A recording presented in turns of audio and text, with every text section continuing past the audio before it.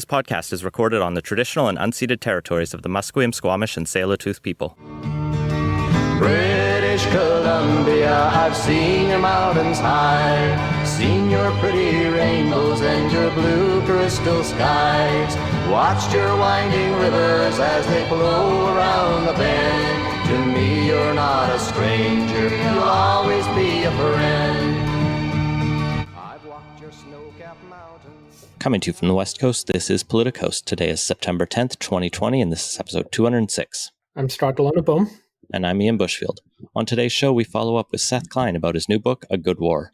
Thanks to the 98 people who contribute every month. Help keep the show growing at patreon.com/Politicoast.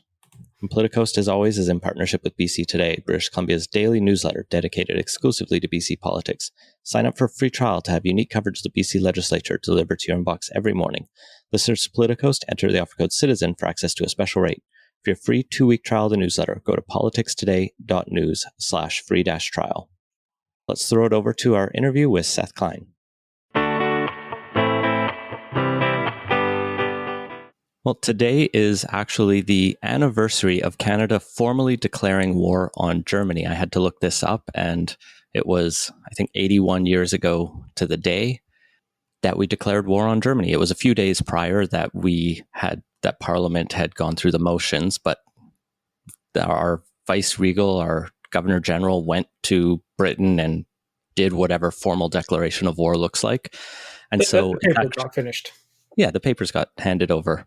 It's actually quite fitting that we're talking today then with Seth Klein about his new book, A Good War, which is a reflection on how World War II can serve as inspiration for the climate fight that we need to take up. Seth was previously on the podcast way back in July 2019 on episode 146, where we talked about your initial ideas for the book. And you were actually on episode 106 as well for the electoral reform debate that we recorded at the Canadian Club, but we won't talk about that because that debate or that ultimate referendum did not go well. Seth Klein, welcome back to Politicoast. Glad to be back with you to discuss this topic. This is like when it would be like an annual thing where we get together and reminisce about the war. The war we need to fight. There you go. For those who didn't listen to our episode last year, maybe talk a bit about what motivated you to write this book. So I used to be the director of the Canadian Centre for Policy Alternatives in BC. I left that about a year and a half ago and set off to write this book that actually initially wasn't going to be about the war. It was a book that was going to be about what do we do about this harrowing gap between what the science says we have to do on climate and what our politics seems prepared to entertain. I was always going to have a chapter on the Second World War because I'd long found it to be quite an inspiring story of how quickly we retooled the whole economy. Not once, but twice really in the space of 6 years. Once to ramp up war production and then another time to reconvert back to peacetime. Because I think a lot of people look at what's ahead of us on climate and they think, oh, this seems so hard and how can we transition the whole economy? And I thought, hey, let's tell this story about how we can do it because we've done it before. But the more I delved into that research, and the last time I was on your show, I was really just at the beginning of it, I kept seeing these parallels all over the place, not just on the economic front, but in terms of the mobilization of public opinion and the forging of national unity around it and the role of young people and Indigenous people and what we did for returning soldiers as a model for just transition for fossil fuel workers today. And so I ultimately decided to structure the whole book around lessons from the Second World War. Let's get into the scale of the crisis. Why do we need a mobilization on the level of World War II? The main thing they both have in common is that they're both existential threats. And the main argument that I'm making in the book is that we need a wartime scale approach because everything that we've been doing so far for the last 30 years on the climate front isn't working. If you look at the latest stats on Canada's GHG emissions, they are effectively exactly where they were 20 years ago.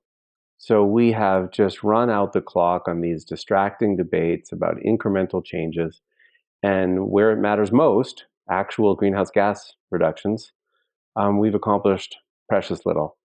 And if we don't figure out quickly how to dramatically bend that curve, we're looking at a horrific future for our kids and future generations, and a future that looks pretty grim and possibly ungovernable and deeply uncomfortable and disruptive for most of us. And so that was the argument that I was making. But as I say, I find these parallels all over the place in terms of the speed with which we ultimately acted in the Second World War and what we now have to do.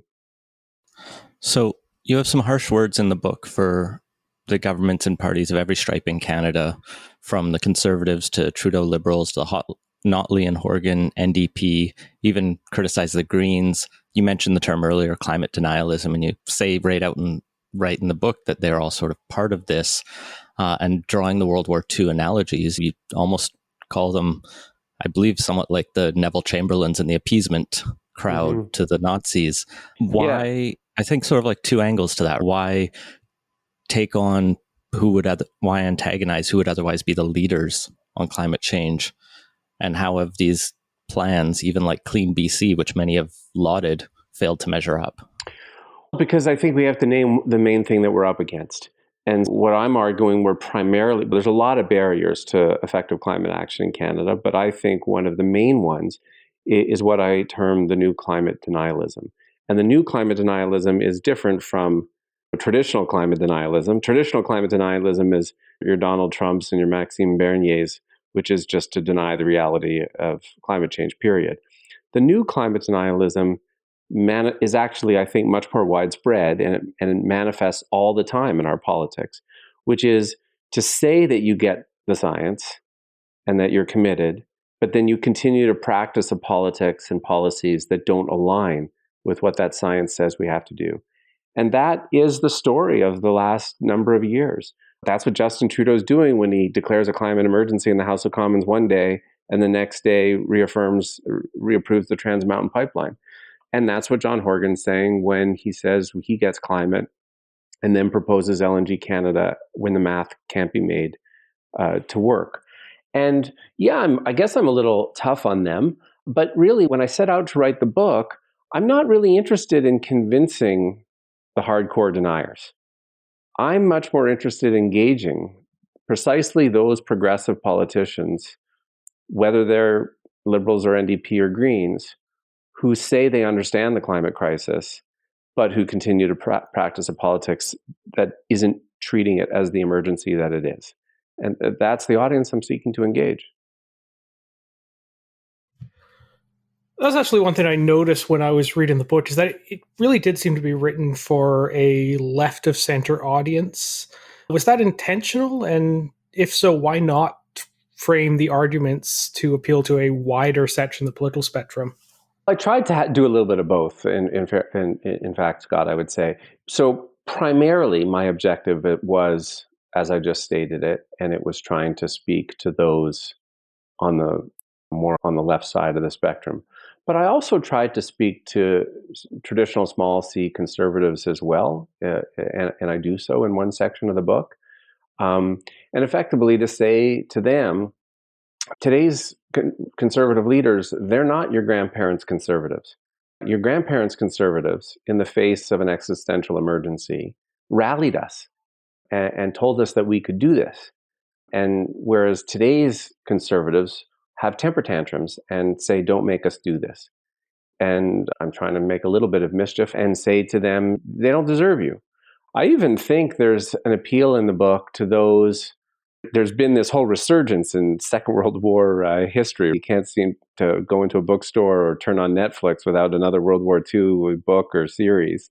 And I think there is a small c conservative constituency out there that gets all animated about the war. And it's always been interesting to me that there's these people who are mostly quite individualistic oriented on most things, but then get all excited about this World War II history. And the war, like the climate mobilization, are inherently collective enterprises. And I'm trying to speak to them too.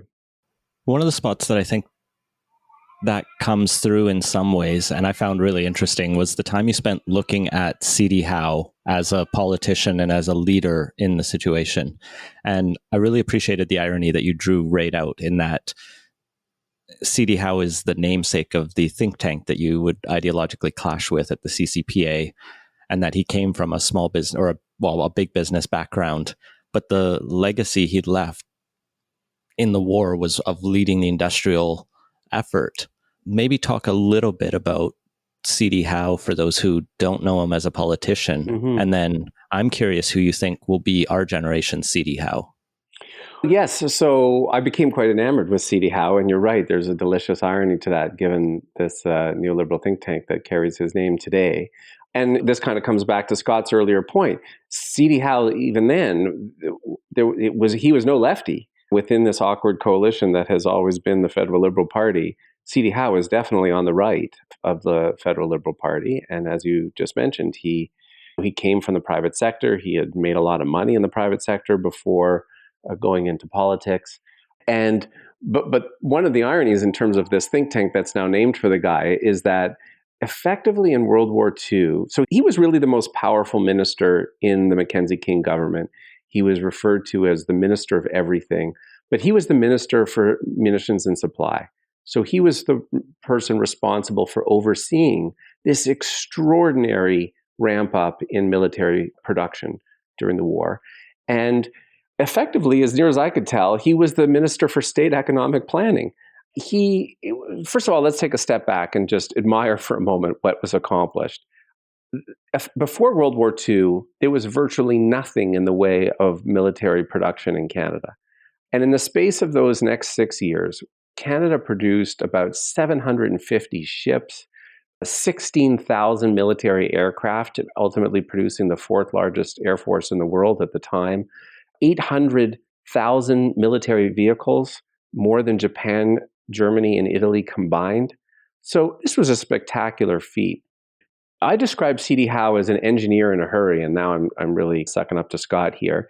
He had previously been an engineer and before he went into politics, and he was remarkably, in the end, non-ideological because he just became so gung-ho to get this job done. He was happy to give contracts to his private sector friends in wartime production, but if they couldn't quickly do what he needed done, he created another crown corporation to get the job done.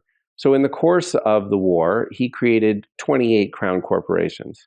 Now, think about this contrast. The Justin Trudeau government has created in his time in office 2 crown corporations, one of which is the Canada Infrastructure Bank, which is basically a P3 vehicle. And what the other one is, it's the Trans Mountain Pipeline. It's the one that makes us all proud owners of a 60-year-old oil pipeline.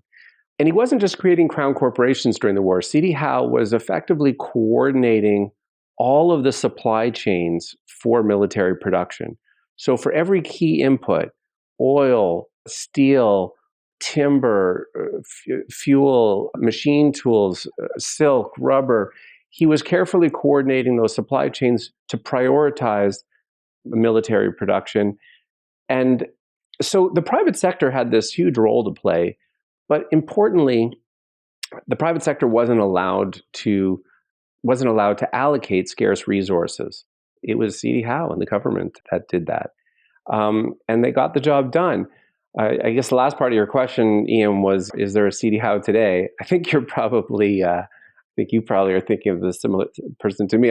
When I look at our BC landscape, I like to think maybe it's Bowen Ma, because she, like C.D. Howe, is an engineer who knows how to build big things and who seems to really get the climate emergency. So maybe it's her. I hadn't even picked someone in my mind, but I love that answer. All right. When I think Minister of Everything, it's Freeland that comes to mind, but probably not exactly in the same way. Maybe it will be. I hope it will be. We'll see in a few weeks. So you kind of touched on this a bit already, but let's dig in a bit more to the central metaphor of the book. What did you learn about Canada's mobilization, and kind of how does that inform us going forward? I guess the first thing I learned, and from which I take some solace when I think about what we're up against now, is that it wasn't immediate. There was a lot of threat denial right up to the 11th hour in World War II. And this was not a country or a leadership that was eager to throw itself into another global war, that's for sure. And so it took work, it took leadership to actually bring the public on board and build true social solidarity and national unity. In terms of how they built that mobilization and really got people to rally to the cause, some of it was through the propaganda and the advertising and all of that. But there was also a lot more substance to it. For one thing, here was the problem that the King government faced. Mackenzie King's principal objective at the outset of the war was to avoid mandatory military conscription because he had lived through the conscription crisis of the First World War and seen how divisive it had been to the country and to his party. And so he wanted to avoid that. But that meant he faced this really formidable challenge, which is, how do you get hundreds of thousands of people to voluntarily offer up their lives for this task? And I think, to their credit, what they recognized is you need social solidarity for that. You need people to feel like everyone's in. And that hadn't existed in the First World War. There had been rampant profiteering in the First World War, lots of inequality, and that had undermined morale and it had undermined recruitment efforts. What does it mean to have some people being killed while other people were making a killing? And so early on in the war, they increased taxes on the wealthy. The corporate income tax rate went from 18 to 40%. They brought in an excess profits tax that was basically a cap on corporate profits for the duration of the war, after which your tax rate was 100%, basically. But it was even more than that. Our first major income transfers were brought in during the war. So unemployment insurance comes in 1940. The family allowance comes in 1944. The Marsh Report, which lays out the whole architecture for what would be the post-war welfare state, is written during the war, and it's offered to the Canadian public as this promise of what kind of society would emerge after the war. And this is the key, which is that when you're trying to, ultimately they got over 1 million Canadians to enlist, it's not enough just to tell people, go get Hitler, right? You actually have to engage them in a conversation about what kind of society we're going to live in and start to offer a promise of a more caring society. And that's what they did. And that, to me, just to bring that to the present, there's a bunch of climate policy wonks out there who really don't like it when you link climate to inequality and social justice issues. And their argument is basically, climate is hard enough, it's complicated enough, don't make it any more difficult by layering in all these inequality issues and social justice issues. But what the World War II story tells us is that's actually completely backwards. It's precisely by making those linkages that we get everyone on board. That's how we get this done. That's how we win. And that's why I think that's really at the heart of something like the Green New Deal. In the polling, I guess since I was on your show last, I talk about this in the book, but I commissioned a major national poll from Abacus Research. And what's so interesting in those results is that when you link bold climate action to measures to tackle inequality, taxing the rich and corporations, income transfers to the poor, good jobs guarantees to energy workers, support for bold climate action doesn't go down when you do that. It goes through the roof. And so that's why I think that's a key lesson out of World War II, actually. So I want to follow up on that a bit. In the section of the book, you go through a set of arguments for why more redistributive policies would be good, but I didn't really feel like it tackled the concern around how does it not become a distraction? How do we avoid mission creep? How can the government undertake these multiple factors at once? Because this is really a very large undertaking that you're calling for here, and there is a finite amount of capacity at all levels of government, a finite amount of staff hours, monetary resources, and the more you try and do, the harder it gets to really focus and deliver on each one very effectively. Except I would say we can and we must. So we must, because if we fail to do that, it's not going to work. If we fail to link it to these issues, then all of our climate efforts are going to be painted as an elitist exercise with little care for those who are most impacted. It's fodder for all of these right-wing populist backlashes against what we actually need to do on climate. and it manifests in the kinds of lines that we hear from Donald Trump and the ugly stuff from the yellow vest movement and that kind of thing. But we also can do it because we can. I mean, look, in World War II, the scale of what they did is actually dramatically more than what we have to do on climate. Not only, remember, let's put this in context. The population of Canada at the time was only a little over 11 million people. Out of that, over 1 million enlisted and had to be trained up and deployed and so on. And more than that were involved in military production, right? A fraction, that's way more than people are currently employed in the fossil fuel industries in Canada today. So if they could do that then, we can certainly provide a good jobs guarantee for workers who are currently employed in the fossil fuel sector.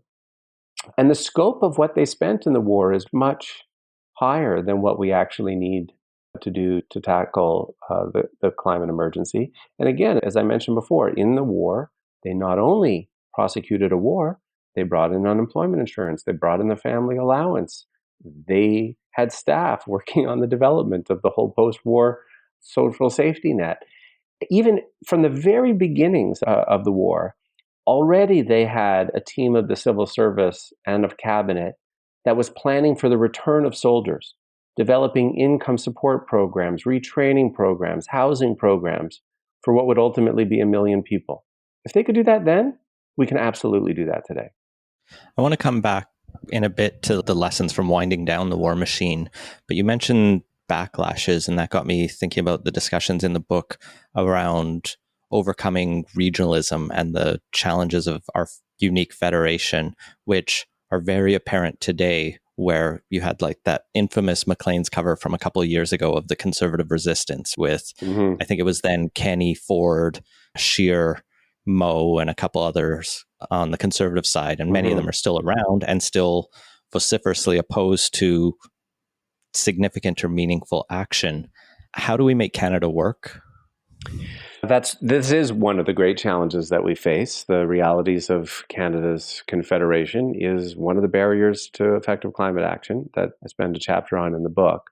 If Canada was a unitary state, as some are, the climate, tackling climate would probably be easier, but we're not, for better or for worse, and we have to make it work.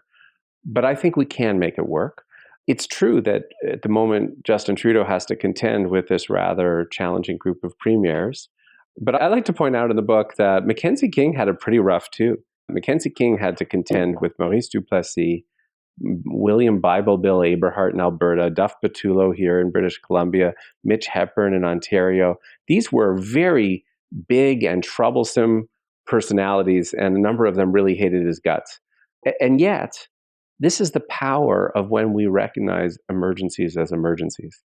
Despite all of the hostility and the wrangling that Mackenzie King had to deal with, in the war, the provinces ultimately forfeited all authority over individual and corporate taxation to the federal government for the duration of the war, which is really stunning when you think about it, and a stunning contrast with the temper tantrums those current premiers throw over something as modest as a carbon price. All of that said, so there's two other points I would make on this. One is, part of what makes this challenging is that natural resource policy is, for the most part, provincial jurisdiction. There's some exceptions. But national security is federal. And I actually think the climate emergency is a national security issue. But I also think we do have to make a real and robust offer to Alberta and Saskatchewan and Newfoundland. And I propose one in the book. It is true that the Canadian economy as a whole is not actually terribly reliant on fossil fuels for employment, but those three provinces are. And when it comes to the transition before us, they have a lot of heavy lifting to do. Think about this. Alberta alone is responsible for 38% of Canada's GHG emissions. And that's not even counting what they export, and that's combusted and burned somewhere else. That's just domestic emissions. What I propose in the book is a new federal transfer program called the Climate Emergency Just Transition Transfer. But unlike most transfer programs where the amount is linked to population, I would link the division of this to current GHG emissions. So if Alberta has 38% of our emissions right now, you freeze that in time, and for the next number of years, they get 38% of the money. But here's my caveat.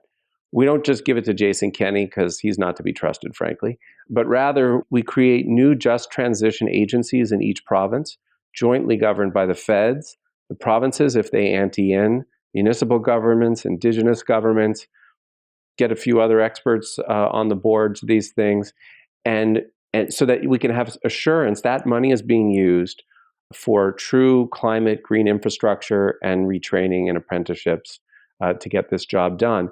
But the transfer amount should be large.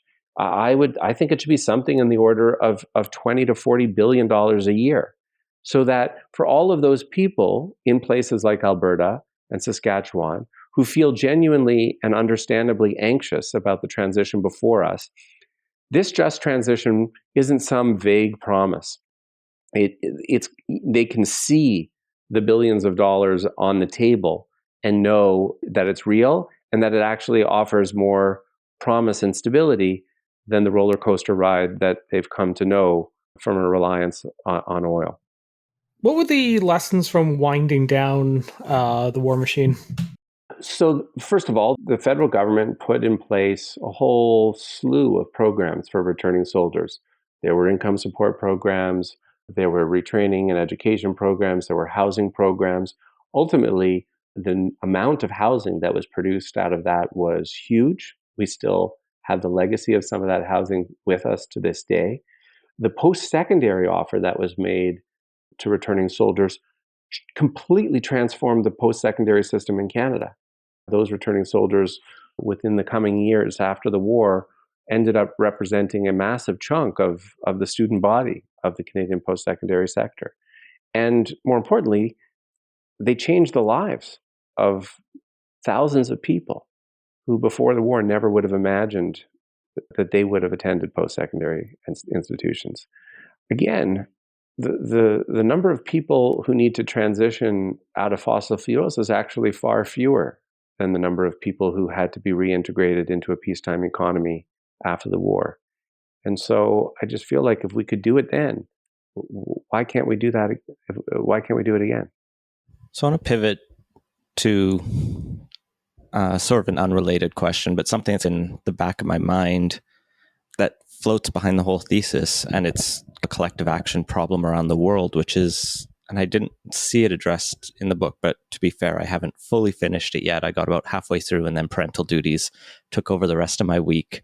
But there's this question of like, why should Canada act alone? Because this book is written for Canadians about Canadian politics and the approach Canada should take. Many will point out that Canada is a drop in the bucket of global greenhouse gas emissions. And while we have a high per capita emission rate, us taking action won't necessarily, solve the crisis. It won't. We need the rest of the world. That's true. Absolutely, we need the rest of the world. But this book is for Canadians. I wrote this book for Canadians. It's rooted in our story.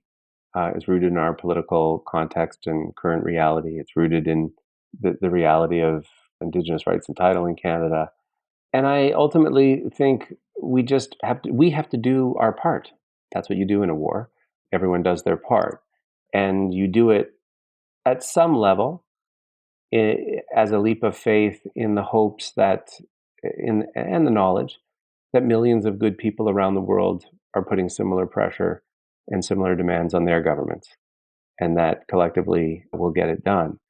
But I do think there's a particular onus on Canada. You alluded to one of them. It's true that we're relatively small, and so the United States and China and India and Europe all have much higher emissions than Canada does. But in terms of per capita emissions, we're the worst.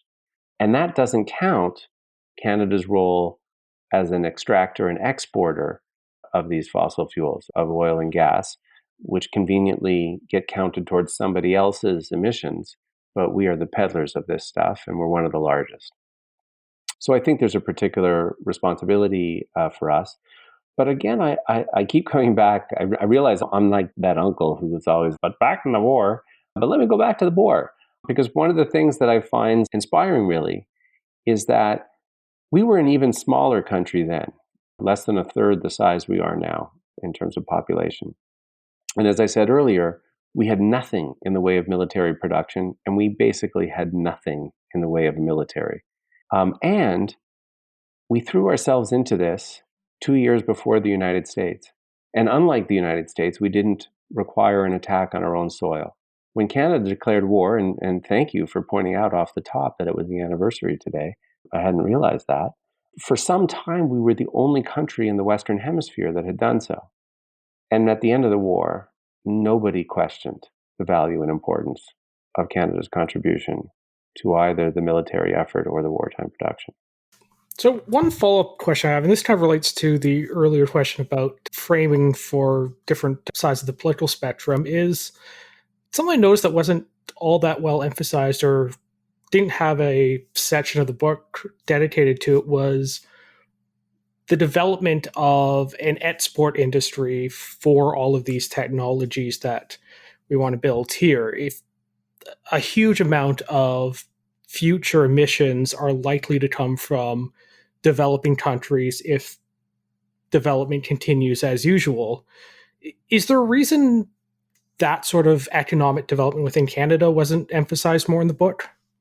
I think it's there, but I take your point that it's not there as a big part of the story. I did try to note that one of the things that's remarkable in the war is not only all of the what we spent to meet our own efforts, but even with all of this unprecedented government spending, Canada was quite generous in terms of extending financial support to our allies.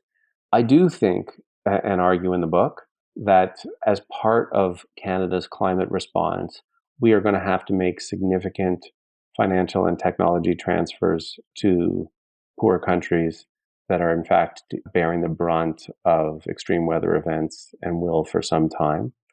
And I also think we're going to have to come to terms with climate migration and what that means for us. And hopefully, I say in the book, deal with it in a more honorable way than we did during the war when we turned away refugees. But I am arguing in the book that when it comes to actually manufacturing a lot of what needs to be done, I do hope that Canada will just do a lot of what it needs itself. One of the reasons why solar panels and things like and heat pumps are more expensive in Canada right now is that we don't make them here. We have to import them all. And one of the things that I like about what C.D. Howe did in the war is he was an economic planner. He basically took an inventory of what was needed in terms of military production, what production capacity existed, and then he went about building the production capacity that was lacking to fill the gap. I think we need to do the same today. I think we need to take a national inventory of how many electric heat pumps will we need, how many solar arrays, how many wind farms, how many electric buses, and then we'll import some of that, but I would like to see us manufacture the bulk of that here. And will we export some of that as well? Maybe. Or maybe we'll share what we learn and encourage people to do it themselves. One part of the climate reality, I actually think, is going to be less international trade because there are a lot of emissions associated with international trade. And to the extent that more countries can produce more of this stuff themselves, so much the better. So one thing that kind of comes up is the analogy isn't perfect, obviously. There was a lot of dark sides to what happened in Canada during World War II. What are the lessons we shouldn't take? Yeah, so I have a couple chapters in the book that really speak to that very question. The bulk of the book lauds what we did and is focused on what we want to replicate, but there are sections of the book that are the lessons of what not to do, as you say, in terms of what happened. A lot of those crown, and there's a number of examples of it that I deal with. One is after lauding the creation of these 28 crown corporations, a number of them poisoned Indigenous territories, obviously without consent, and lands that belonged to Indigenous people were expropriated for the war. A lot of an environmental mess was left by a lot of these things. There was the squashing of civil liberties. There were the internments, most notably the internment of the forced relocation of Japanese Canadians. And as I alluded to before, another really horrendous piece of our World War II story is the turning away of refugees. And these are all things that need to be part of our remembering of this story, so that as we mobilize this time, we also do it differently. So I want to pivot from some of the bigger picture stuff we've been talking about and discuss a couple of the specific recommendations, policy-wise, that come into the book, or in some cases don't. And first up is, how come nuclear power doesn't feature more in the book? I noticed it wasn't even in the index, and it's a technology that allows us to create quite a lot of electricity for no carbon emissions. Yeah, you're right. I don't really deal with nuclear in the book. I'm agnostic on nuclear, but one of the famous Mackenzie King slogans in the Second World War during the plebiscite was conscription if necessary, but not necessarily conscription. It's how I feel about nuclear. Nuclear if necessary, but not necessarily nuclear. And I'm not convinced it's necessary. If there's a new generation fusion technology, that comes along, great. And I'm certainly not suggesting that we decommission existing nuclear capacity, given what we need to accomplish in the next 10 years.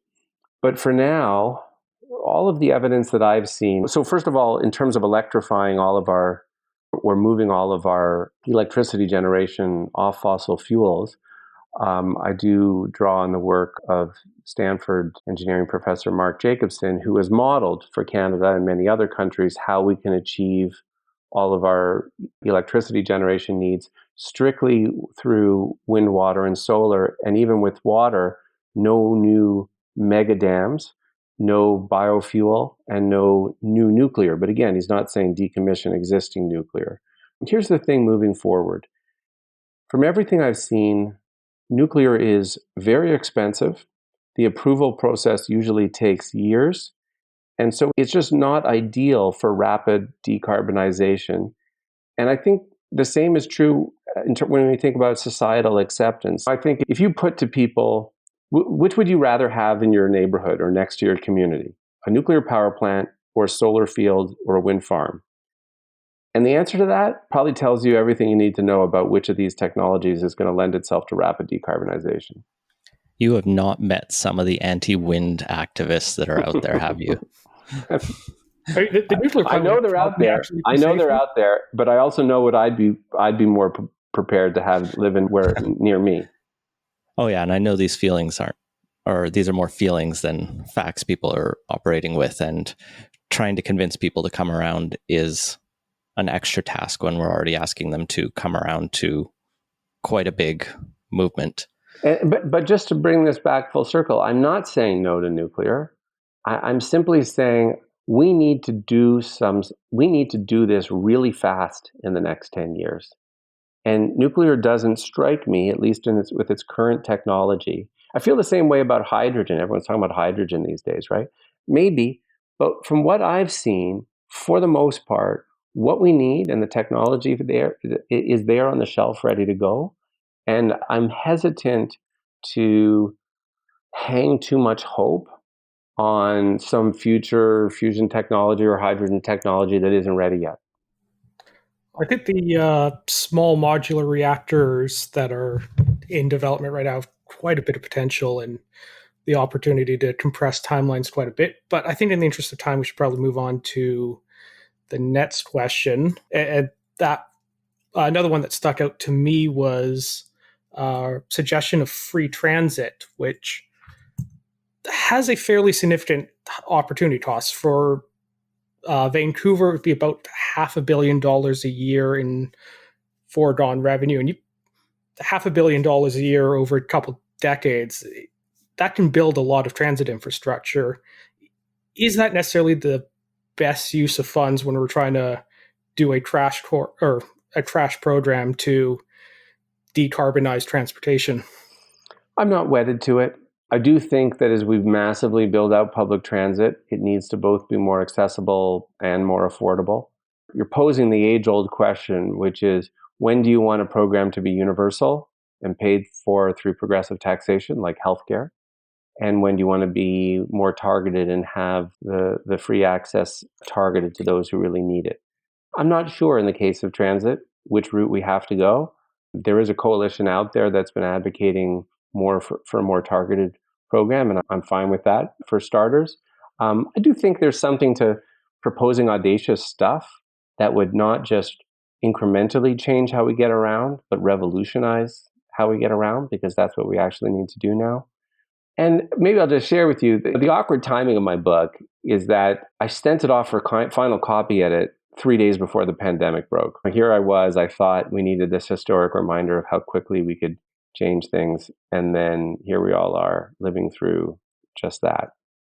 And I think this is actually great in a way, in terms of setting us up for what now needs to happen. This experience that we've had, it's not great, obviously, in terms of its impact on health and the economy, but in terms of its impact on our thinking, the cat's out of the bag. We've now seen that a government that claimed it couldn't spend a couple $2 billion on housing can suddenly spend $300 billion in the space of a few months. And the Bank of Canada has been playing this incredible role through all of this, buying up $5 billion in securities a week to make all of this possible. What that should tell us is that everything what we've approached, where we think about what's affordable and can we really make this work in terms of the opportunity cost of what we could have spent on something else? What we've actually seen in the last few months is that truly audacious things are in fact possible. Preempted one of the questions I really wanted to end us on, and that was such a nice segue, and I see it as our time is about where we wanted to be. But I'll ask one more, and because I think we just have the questions we need to get asked for our own personal interest. One of them is around approval processes. One of the things that I think Scott and I have been frustrated, and I imagine you and your partner have also been frustrated here in Vancouver, is just how long it takes to get things built, whether particularly housing. Are you within the World War II frame, would you be imagining a lot more stepping on the toes of jurisdictions that aren't coming along with the necessary actions? For example, pushing through changes to building codes or pushing through zoning things to increase density, if that's the steps we need to take?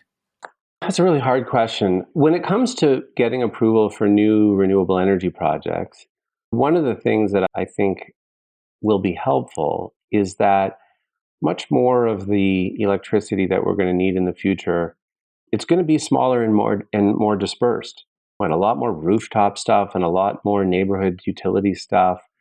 And it's a way easier to get that stuff approved than a massive new hydro dam, for example, or some major new power plant. So that might help. I think on the other stuff, and particularly around things like housing, we do need to be better at this. There's no doubt about it. And you guys talk about this all the time at the municipal level, and you're right to.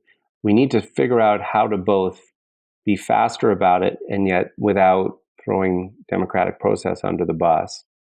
I point to one interesting example in the book that when you remember we had these huge, terrible summers of forest fires in 2017 and 2018, and whole states of emergencies were declared and communities were told to evacuate.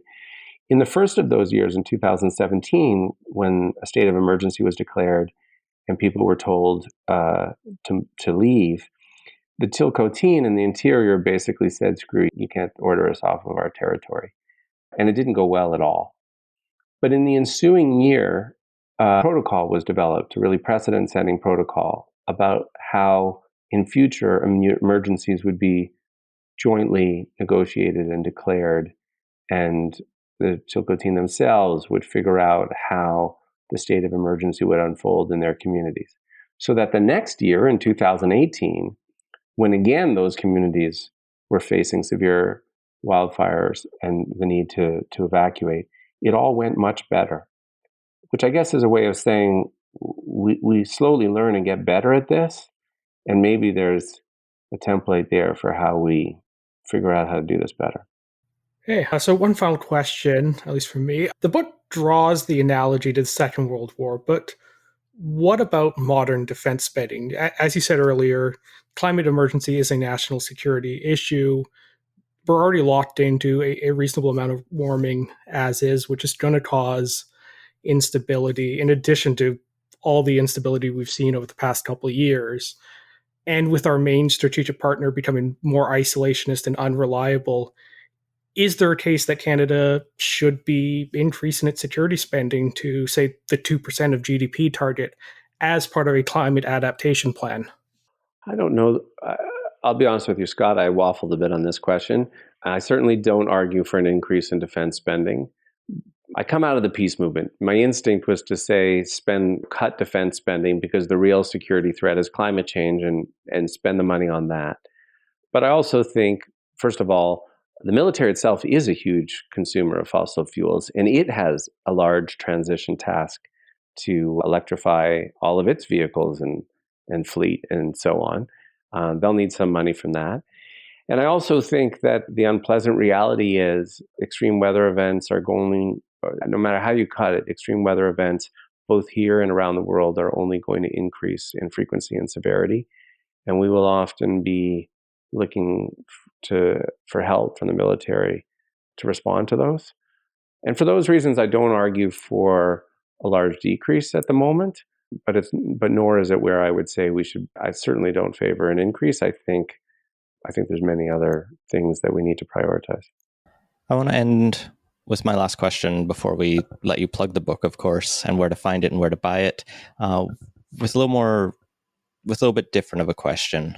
Scattered throughout the book, and I just had the ebook version, so it didn't do it justice, but I can see it on your website.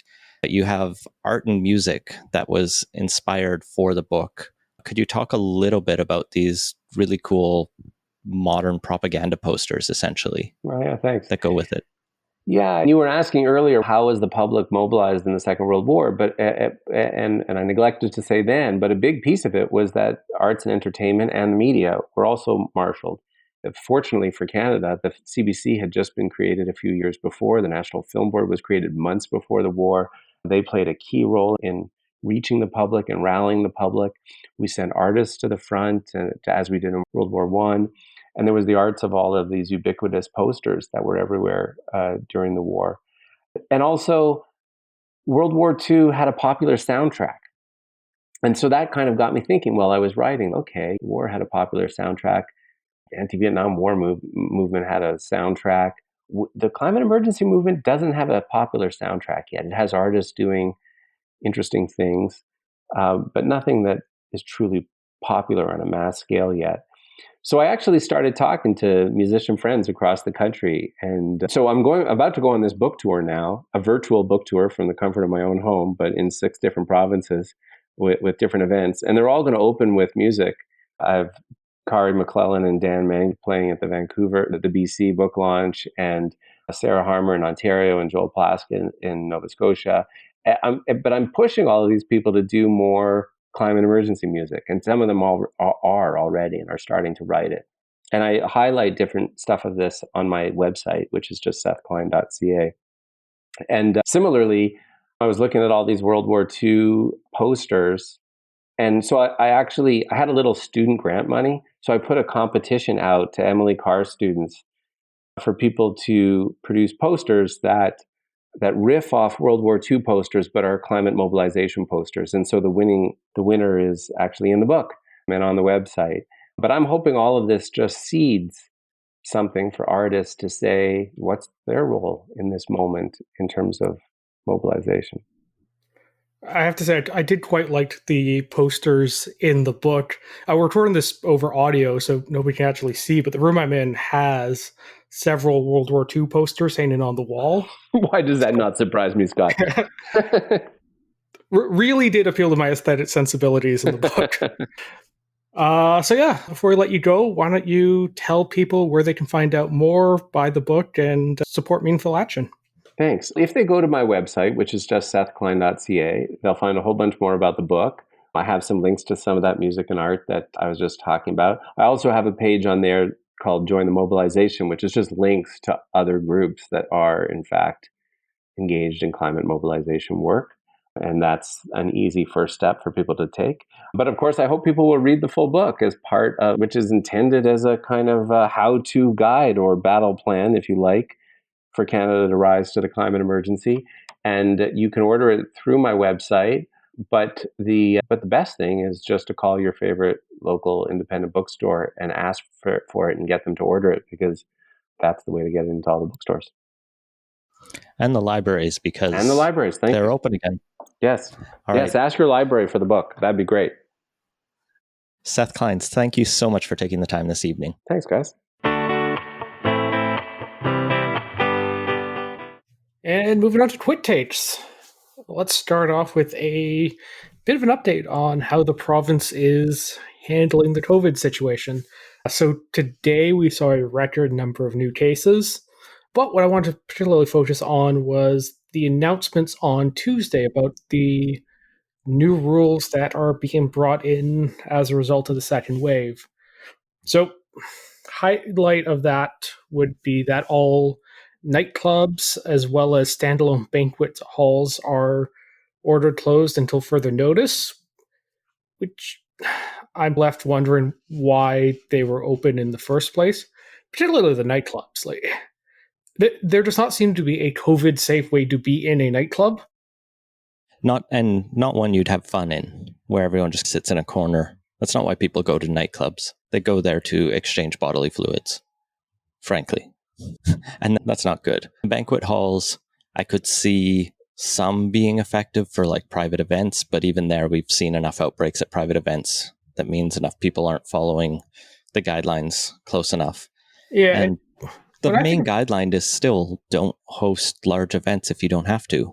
Yeah, and when I think of banquet, the connotation really is large event.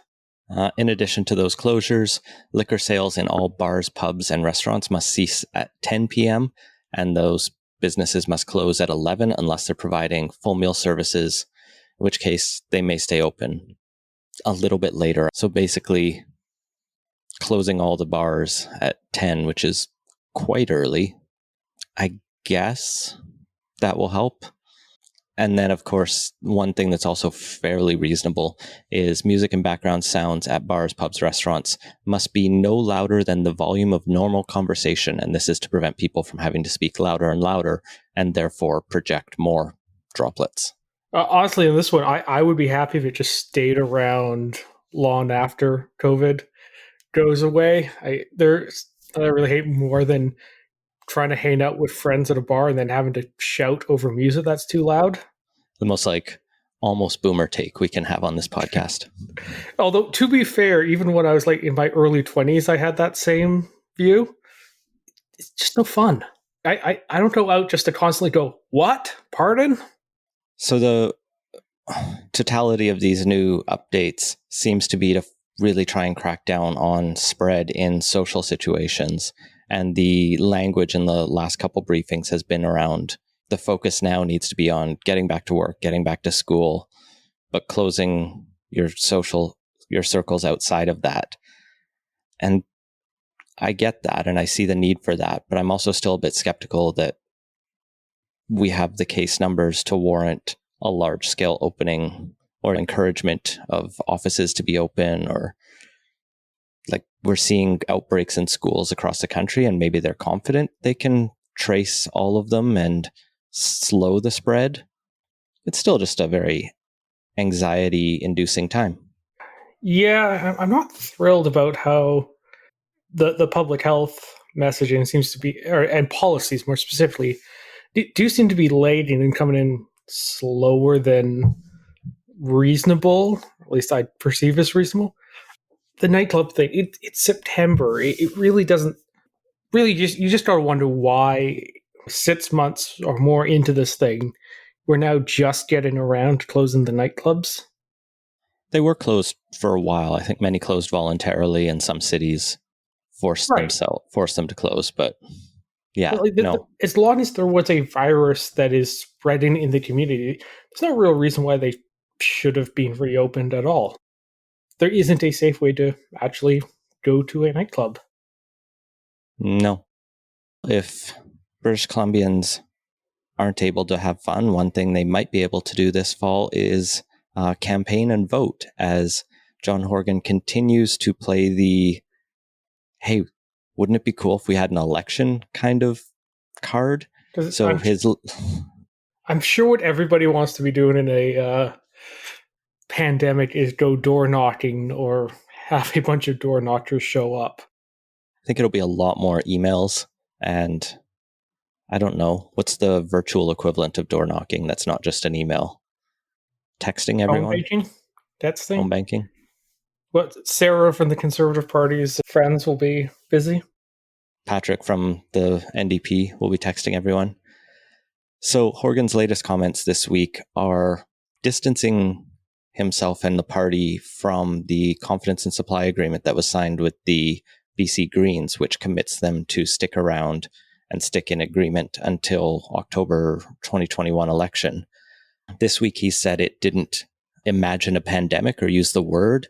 He mentions that the Green Caucus has changed since it was signed, since Weaver has resigned, although from the caucus and from the party, although Weaver has repeatedly said he's still committed to CASA. And Horgan said that the vast majority of elements of the CASA agreement have been realized, which is like each of those is true, but none of them like really holds water in my mind. Particularly the first one. Didn't imagine a pandemic, but there was 10 bullet points in there, more or less. Like, most of the things that happen over 4 years won't be in any confidence and supply agreement by any party. An argument that does not make any sense. And I was mentioning this to you and some other people recently that I get why John Horgan and Justin Trudeau, given the polls and the political situation, why they might both want to go to an election sooner rather than later. But it's still super risky to be seen enthusiastically going into an election and to be the one triggering it. If Justin Trudeau fails a confidence vote because the NDP are uncooperative, he can blame them. And it might not, everyone might not buy it. At least there's an argument there. When Horgan has spent weeks. Yeah, exactly. And when Horgan has spent weeks laying the groundwork for an election, it has that opportunistic smell. Oh, it's entirely opportunistic. They're way up in the polls, and they're clearly trying to lock that in, or hoping to lock that in if they do go to an election, which isn't the case with Justin Trudeau, because the Conservatives had closed the gap with them, and I think Trudeau right now is something like a 2-point lead, which could very rapidly deteriorate during the campaign, and it's certainly not a safe play for him. But yeah, no, it's just pure opportunism on the part of the premier and his team. As we gear up for either an election this fall, spring, or next fall, you can go look at our candidate nomination sheet. And if you're trying to figure out who's running and who's interested in running, you can find a link to that on the pin tweet on our profile at PoliticosPod on Twitter, where it will stay conveniently because the link is some like Google Drive complicated mess. So just go to our Twitter profile and click that link. Well, while Horgan may be having a good summer, the Kielburgers have not been, as it was announced this week that We Charity, the organization, loose collection of entities with complicated webs between them, whatever you want to call it, that was at the center of the titular We scandal, folding up shop and no longer going to be operating in Canada. Yeah, this is one of those things where Jesse Brown decided to spend more time asking for credit for the story than telling the story on the day of. And I get it, as a small independent news outlet, Canada Land needs to get credit when they do break something. And I think they broke it on Twitter like 20 or 30 minutes before the Kielburgers went to a major outlet. I think it was Global or CTV, and did a exclusive interview. All of that sort of pettiness aside, there's still a lot of questions here because We Charity is blaming the financial math and COVID for why they need to dissolve themselves. But a lot of charity experts are looking at this web and going, no, there's still a lot of assets there. And it feels like you could pretty well continue on doing good work, even without income, for quite a while. Like, they might have to liquidate some things, but it feels entirely political. Yeah, that makes me want to. We need to get a lawyer on to actually answer this, but can Parliament subpoena an organization that has ceased to exist? The other thing that's happening is, as far as I can tell, We Charity is shutting down, but it's unclear what's happening to the nonprofit or the Me to We, the for-profit sides, or what's happening with We Foundation or the other elements of that web. So it's messy, and more questions are left than answers here. And the American and British branches and some of the other overseas activities are still continuing. So anyway, I don't think we've heard the last from this scandal. No, I don't think so either. And we're a couple weeks away from Parliament coming back, and I expect the committees will be jumping at the opportunity to resume questioning witnesses and, letting the politicians do their sort of grandstanding, and plus ideally revealing some more information. And one of those politicians who was caught up in the midst of the We scandal is in the news again, Bill Morneau. How does OECD interviews going?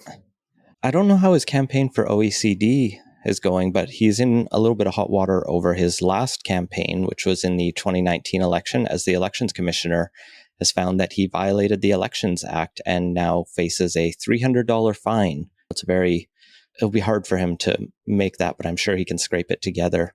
Yeah, if only he hadn't given that, $41,000, he might have a little spare change to pay a few fines. So this relates to a speech that Morneau gave to the Oakville Chamber of Commerce in late July 2019 in what was the pre-writ period. He gave the speech as the Minister of Finance and therefore representative of government, but he, during that speech, singled out the local Liberal candidate positively, Anita Anand, and also was photographed with them after. And that's where you start to mix the government and the party, and that's the kind of thing the elections commissioner is there to say, no, you don't do that. That's bad. That's what tin pot one-party states do, or the president of the United States now. His doing the RNC convention speech from the White House is far more egregious than what Morneau did here. That said, it's still not good.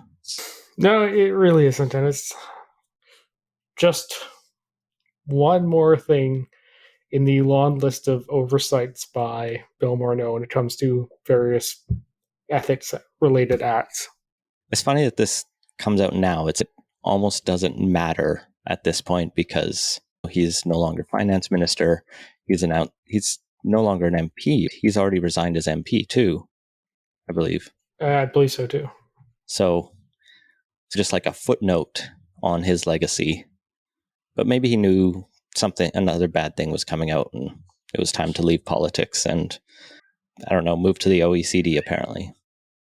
And that has been Politicoast. Find links to everything we talked about at politicoast.ca. Support the show and get access to our Slack channel at patreon.com/Politicoast. Our intro music credit is Beautiful British Columbia by Serge Plotnikoff. Politicoast is a production of Legend Boot Media, and editing services are provided by CHLY 101.7 FM in Nanaimo. Wash your hands and stay home. Thanks for listening.